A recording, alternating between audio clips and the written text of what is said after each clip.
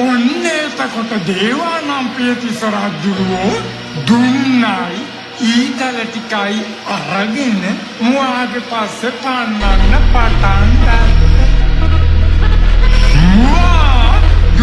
දුවගෙන යන්නේ. තිස්ස පන්නගෙන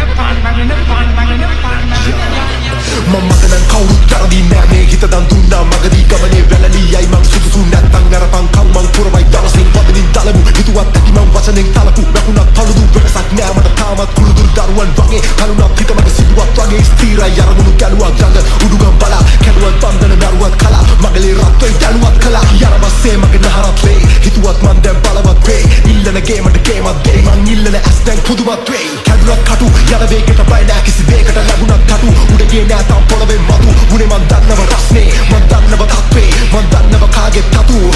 උඩ පනින හැටි බලන වෙල මං ගොඩ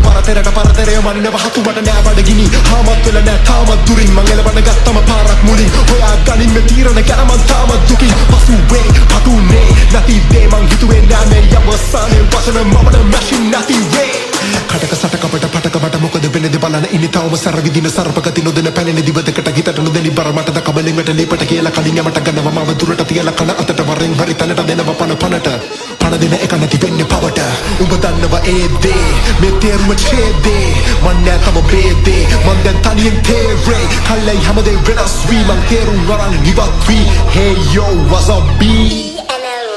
මං කරන්නේ බිමට සමතලා මේ මාලිගා දරන්න බැරි මේ ධාරිතා දකින්න බැරි මේ මානිසා රිදුන තනක කර්ණිකා මේ කෝෂිකා උපන්න කුමරු මෞමරා ශිල්ප පෙළයි තවතිසා වේඳන් එනව පෞකලා ගෞරවේ ලැබුණදා පවුල වුණද හවුලේ කඳ බීලද රාඩාලා ගිරි තමනේ කරන්නද රවුම මැද එන්නේ දැන් නම් කීලි පැද කතා කරන්න සීනි ගැන කවුද දන්නේ මේ කුඹිතා මේ පෙළි ගැන සියු මැලින විටක වගේ මහ සෝනා කුලපු වෙනම ගෝනා දකින්න දැනදි ප්‍රෝඩා මේක කීවෙනි වටේද මතකත් නැමට දෝලා ගමන පයින් දුවන තරගේ හරිම වෙලා මේ තෝරා ගන්නව මුහුදේ බෝන්වා මෙගල ඩෝන් එනව දිකාරේ දෝ